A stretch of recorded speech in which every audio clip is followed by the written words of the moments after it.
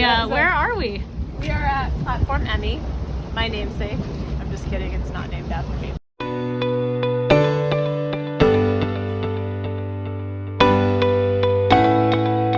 So I'm Emily Hazelwood. I'm a co-president of the Blue Latitudes Foundation. We are a nonprofit organization based in San Diego, California, and we principally focus our research, education, and outreach on areas of our oceans where industry and environment have intersected. But rather than having a negative impact, these sort of intersections have resulted in a positive one. And we work to highlight those areas of our oceans in the hopes of better understanding why those live so that we can replicate them across other areas of the planet.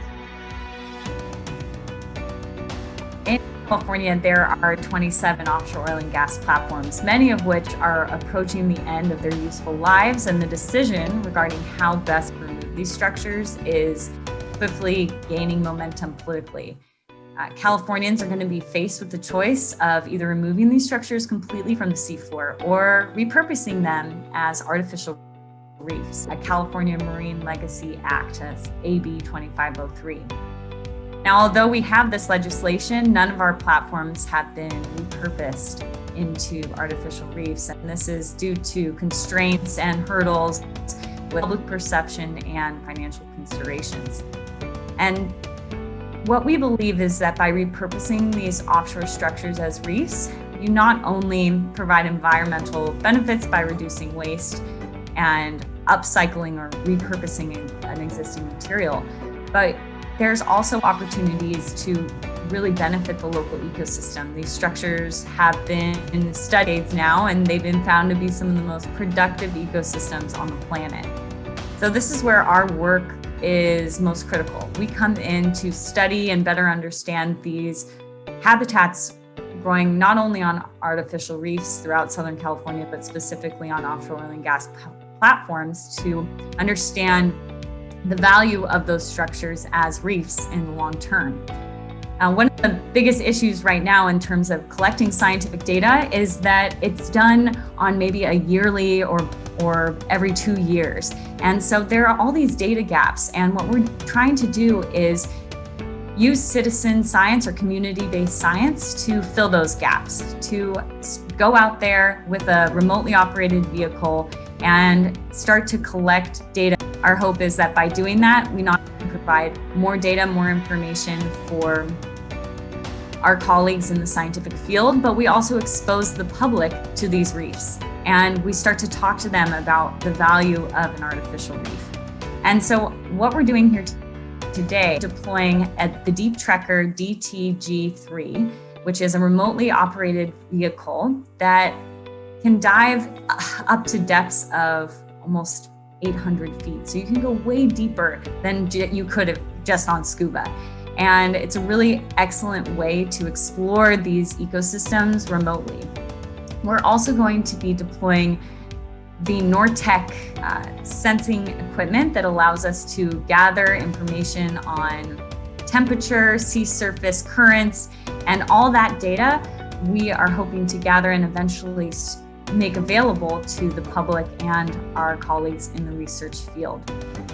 So we're excited about deploying the Deep Trekker because we've been practicing with it for months now, learning how to drive it and operate it successfully in first a pool, then in the protected waters of Mission Bay in San Diego. And this will be our first time actually deploying it in the open ocean. So it was a really excellent opportunity to collaborate with SeaKeepers. They gave us the chance to actually have vessel access and have a place to deploy this ROV successfully and safely. So we're really excited about that today.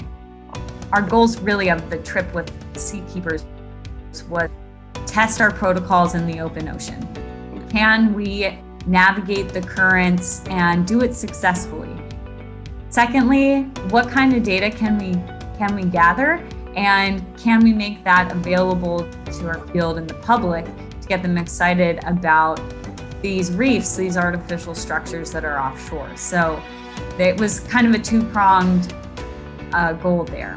So today we are in Huntington Beach, California, and we chose this location because it's relatively close to San Diego, and all the members on our team, as well as the captain of Cabrillo, which is, his name is Steve. He took us out on the boat today. And we chose this site because there is a artificial reef that was constructed by the state of California, located right outside, or right offshore Huntington Beach. There's also some safer locations, such as the Long Beach Breakwater, where we can, tuck behind and launch our instruments safely.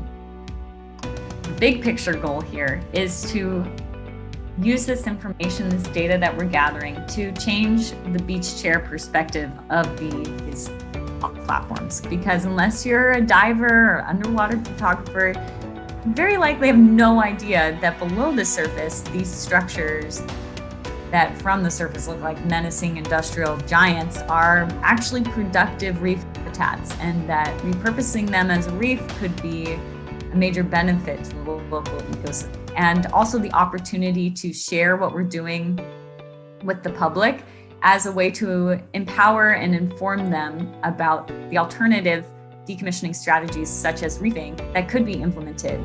And we believe that an informed populace can make a good decision regarding the future ocean management of their offshore resources. So we're here to really inform and empower our stakeholders and the public.